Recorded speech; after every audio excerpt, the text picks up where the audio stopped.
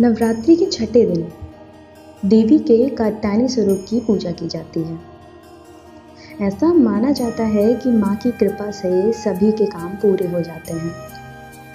माँ कात्यायनी अमोघ फलदायिनी है।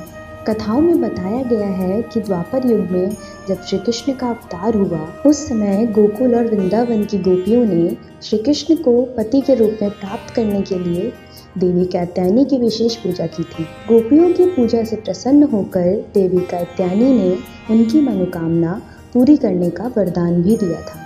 माँ कात्यायनी को षष्ठी देवी भी कहा जाता है। शास्त्रों में षष्ठी देवी को ब्रह्मा जी की मानस पुत्री कहा गया है। उत्तर प्रदेश, बिहार और झारखंड में स्थानीय भाषा में षष्ठी देवी को छठ मैया कहते हैं। माँ कात्यायनी का स्वरूप अत्यंत दिव्य और भव्य है। इनकी 4 भुजाएं हैं। दाईं तरफ का ऊपर वाला हाथ अभय मुद्रा में है तथा नीचे वाला हाथ वर मुद्रा में है। बाईं तरफ ऊपर वाले हाथ में तलवार और नीचे वाले में कमल का फूल है। माता जी का वाहन सिंह है और इस स्वर्ण के समान चमकीली है।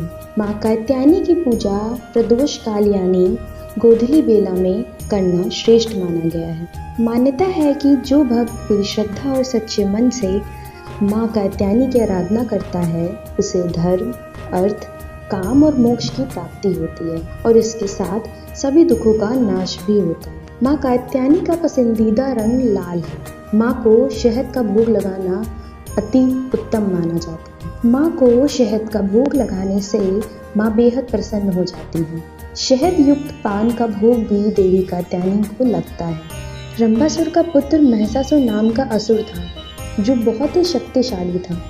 उसने ब्रह्मा जी की कठिन तपस्या की थी। ब्रह्मा जी प्रकट होकर बोले, वत्स, एक मृत्यु छोड़कर तुम कुछ भी मांगो। महिषासुर ने बहुत सोचने के बाद कहा, ठीक है प्रभु, देवता, असुर, मानव किसी से भी मेरी मृत्यु न हो।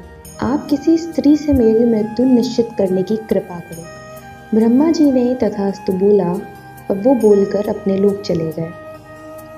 वरदान प्राप्त करने के बाद उसने तीनों लोकों पर अपना अधिकार जमाकर तीनों लोकों का शासक बन गया।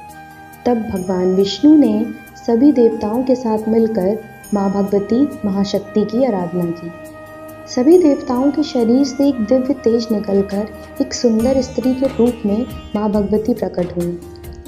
हिमवान ने माँ भगवती की सवारी में सिंह दिया और सभी देवताओं ने अपने अपने शस्त्र महामाया की सेवा में प्रस्तुत किए। देवताओं से प्रसन्न होकर माँ भगवती ने उन्हें महिषासुर से मुक्त करने का वचन दिया। माँ भगवती हिमालय पर पहुंचकर अट्टहास पूर्वक घोर गर्जना की। महिषासुर के असुरों के साथ उनका भयंकर युद्ध शुरू हो गया। महिषासुर के सभी असुर एक एक कर मारे गए। विवश होकर महिषासुर को माँ से युद्ध करने आना पड़ा।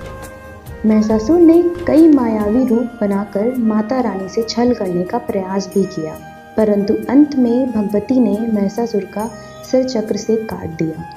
कहते हैं कि सभी देवताओं ने देवी जी को एक एक शस्त्र दिए थे। उन्हीं दिव्य हथियारों से देवी माँ ने महिषासुर का वध किया था।